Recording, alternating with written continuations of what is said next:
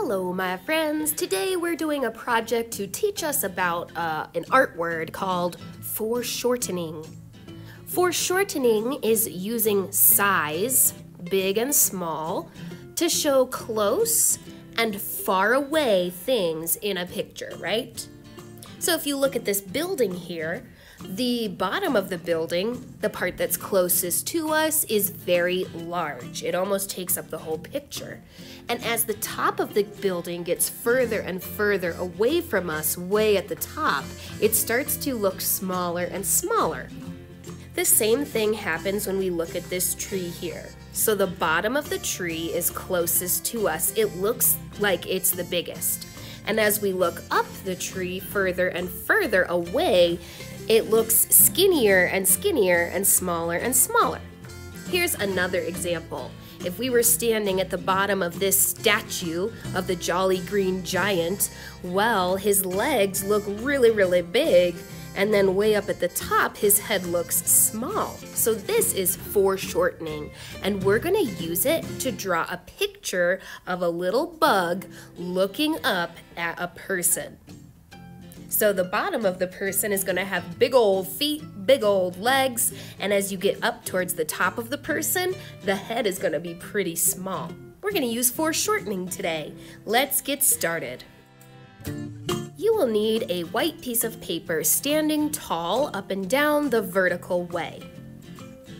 And once that is ready to go, we're gonna start our drawing by scooching down to the bottom middle of the paper and drawing a bug.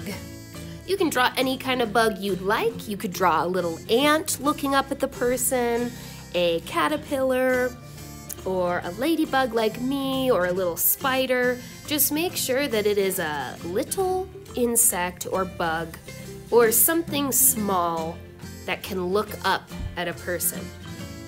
I'm drawing a little ladybug here.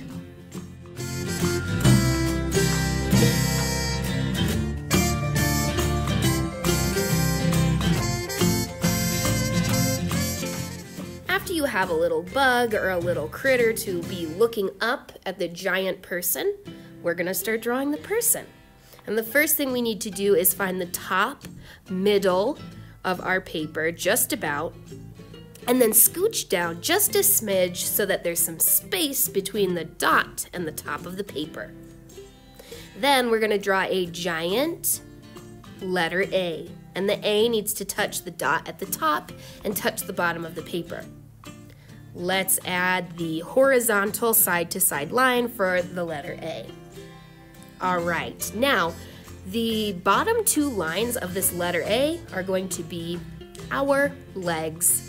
So at the very bottom, draw two rainbows, large rainbows on each side of your bug for the shoes. You can decorate your shoes any way you want. You can make them Jordans or Nikes. You could make them with laces or decorations.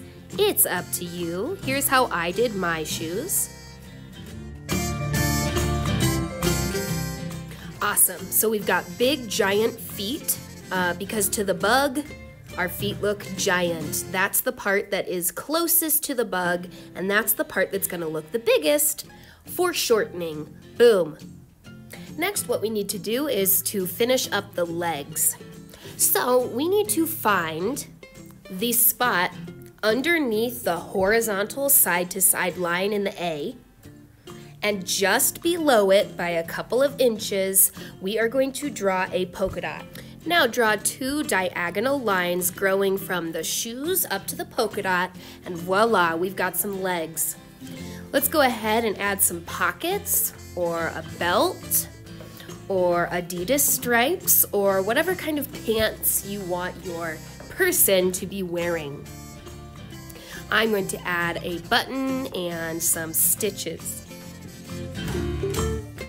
Next, we're gonna scooch our paper so that we can get to the top of it.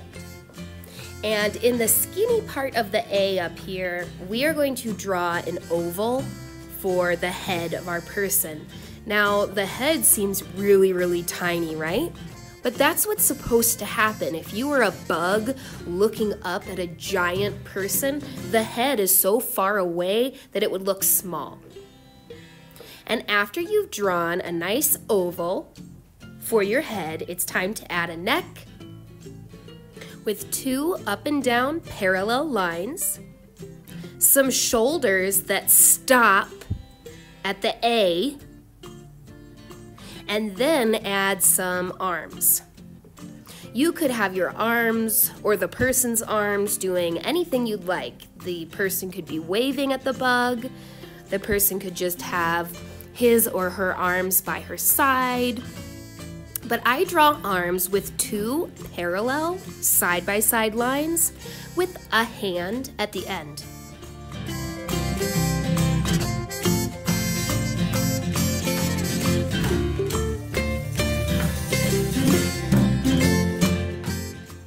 After you have some arms, it's time to put a shirt on you.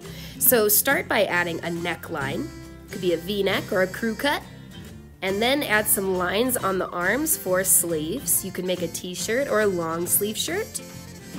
And then erase the lines in the A that don't need to be part of your picture, like especially the lines next to your head.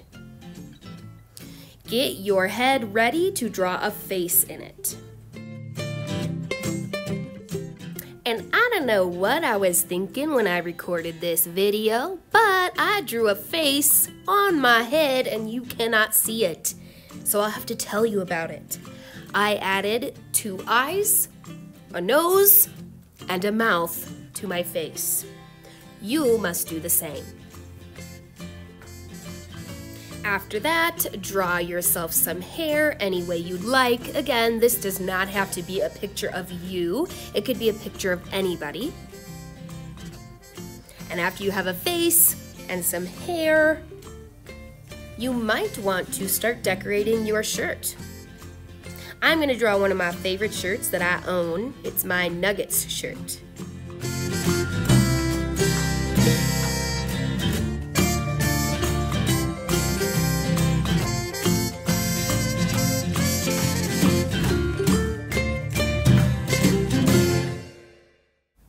After the person is all finished up, you might want to add some more of your own details to the picture, like maybe some grass down at the bottom with a zigzag line. Maybe draw the weather, right? You could draw a sunny sky or a rainy day or a rainbow back there. I'm just going to keep it simple. I'm going to do a sun and a couple of clouds. It's going to be a really nice sunny day in my picture. Now our drawing is all finished. It's just time to protect it before we color it with some Sharpie. My favorite part.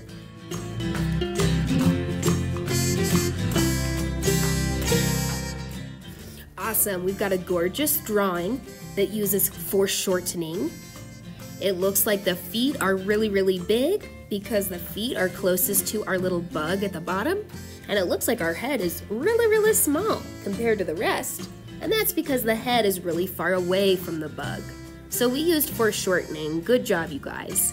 The next part is pretty simple. You need to color the whole picture in with no peekaboo spots.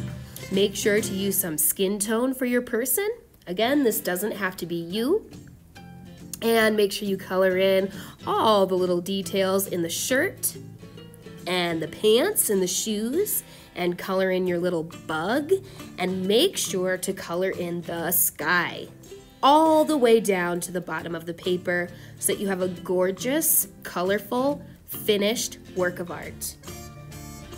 Great job, everyone. I'm so excited to see your foreshortening pictures.